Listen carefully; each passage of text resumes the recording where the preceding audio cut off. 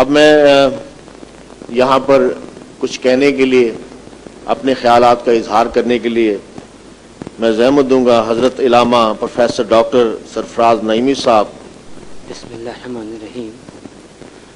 نحمدہ ونصلی علی رسول الکریم، اما بعد، واعتصموا بحبل اللہ جمیعا ولا تفرقوا، صدق اللہ العظیم۔ آج کی یہ انتہائی اہم اور نازک حالات میں منعقد ہونے والی تقریب جماعت اصلاحی و عالمی تنظیم العارفین کے زیر اہتمام صاحبزادہ سلطان علی احمد صاحب کی موجودگی میں اور زیر سیادت منعقد ہو رہی ہے،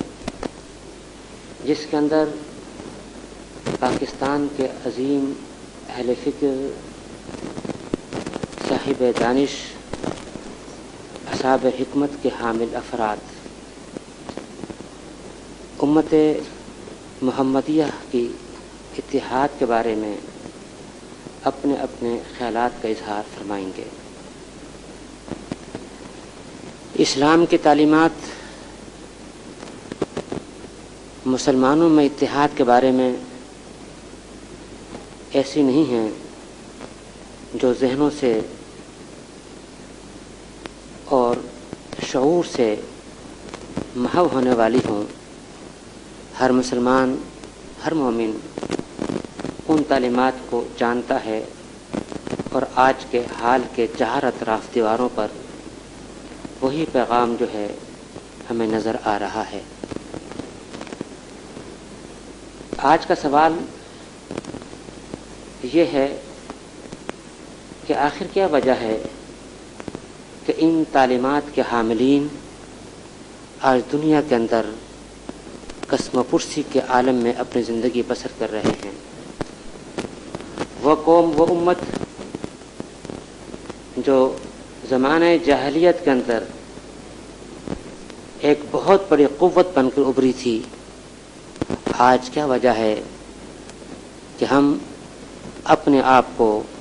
اس پیمانے پر نہیں پا رہے جس پیمانے پر ہمیں ہونا چاہیے تھا۔ آج کا سوال یہ ہے کہ امت مسلمہ دنیاوی جتنے بھی سورسز ہیں، اقتصادیات کے حوالے سے، تجارت کے حوالے سے، وہ سارے کے سارے تقریباً 60% کے مالک ہیں،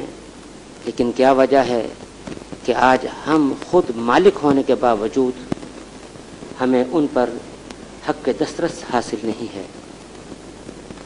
آج کا سوال ذہنوں کے اندر خرش پیدا کر رہا ہے کہ ہم نے پاکستان کو حاصل کرتے وقت ایک نعرہ لگایا تھا کہ اگر تو مسلم ہے تو مسلم لیگ میں آ، اگر تو مومن ہے تو لا الہ الا اللہ کا کلمہ پڑھتے ہوئے پاکستان کے قیام کے اندر اپنے ووٹ کے حق کو استعمال کر۔ اور آج ہمارا پاکستان کن حالات سے دوچار ہے؟ آج ہمارا پاکستان صوبوں کے اندر کیوں تقسیم ہو گیا ہے؟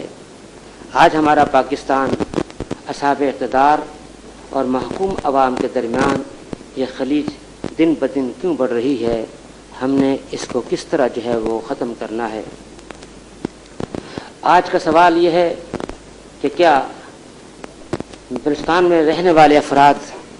امت مسلمہ کے فرد نہیں ہیں؟ کیا بلوچستان کے عوام مسلمان نہیں ہیں؟ آج ہم ان پر فوج کشی کرنے کے در پہ کیوں ہو گئے ہیں؟ آج ہم انہیں محکوم کرنے کے در پہ کیوں ہو گئے ہیں؟ آج کا سوال ذہنوں کو پریشان کر رہا ہے کہ کیا امت مسلمہ کے حکمران کے اندر وہ جذبہ، وہ قوت ایمانی کیوں نہیں رہا جو خلفائے راشدین کا وتیرہ ہوا کرتا تھا؟ آج ہر مسلمان اس لیے پریشان ہے کہ اس کے اندر ماضی کے اندر، خاص طور پر صغیر پاک و ہند کے اندر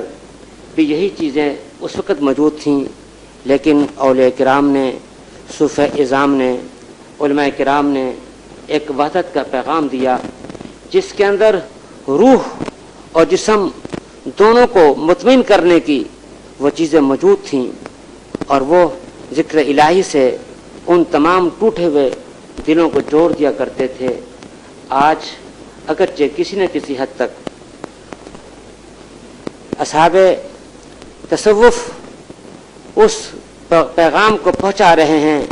लेकिन इज्तिमाई एतबार से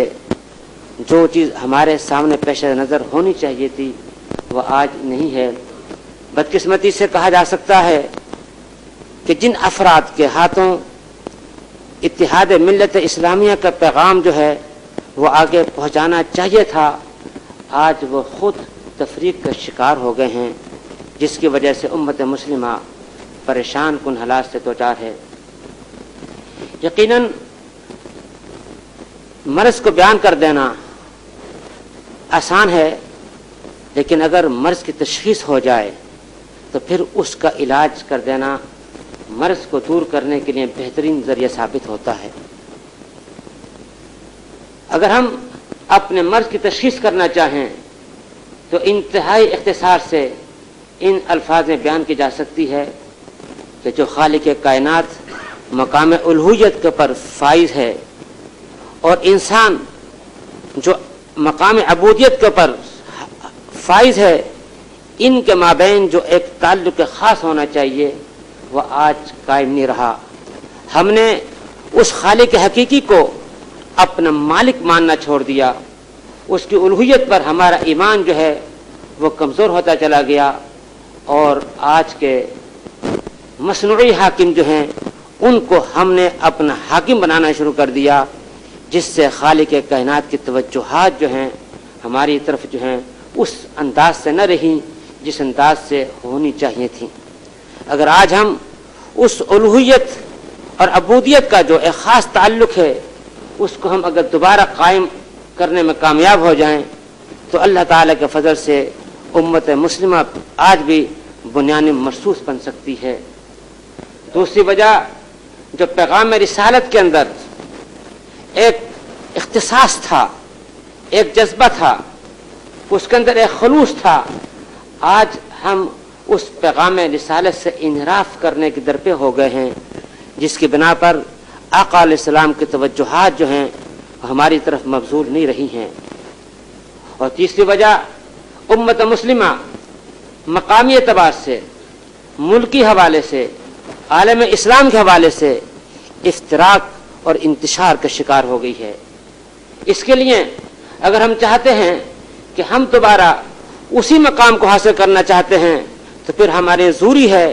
कि हम कम से कम पाकिस्तान के हवाले से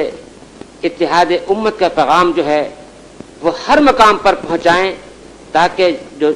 टूटे हुए दिल हैं उनको दोबारा वाबस्ता किया जा सके, और वह पैगाम जो है वह औलिया किराम ही के पैगाम से आगे फैल सकता है। इसलिए ज़रूरत इस अमर की है कि औलिया किराम के पैगाम को, जो वहदत का पैगाम था, जो उम्मत मुस्लिमा को एक लड़ी में परोने का पैगाम था, उसको हम दोबारा ख़ास तौर पर जो मीडिया है उसके हवाले से उसको पूरी दुनिया के अंदर फैलाएं, तो इंशाअल्लाह ताला हम काफ़ी हद तक इसका इलाज हम कर सकते हैं। उम्मत मुस्लिमा आज उसी मकाम पर पहुंच सकती है जिसके अंदर माजी में थी। आइए हम दुआ करें कि अल्लाह ताला हमारे हाकिमों को ख़ास तौर पर तौफीक अता फरमाए कि अपने अंदर वह वहदत का जज्बा पैदा करें। जब जज्बा पैदा कर लेंगे तो आज इंशाअल्लाह ताला हम उम्मत मुस्लिमा फिर दुनिया के अंदर उसी एतबार से बामिर पहुँचेगी जिस अंदाज से माजी के अंदर थी। हम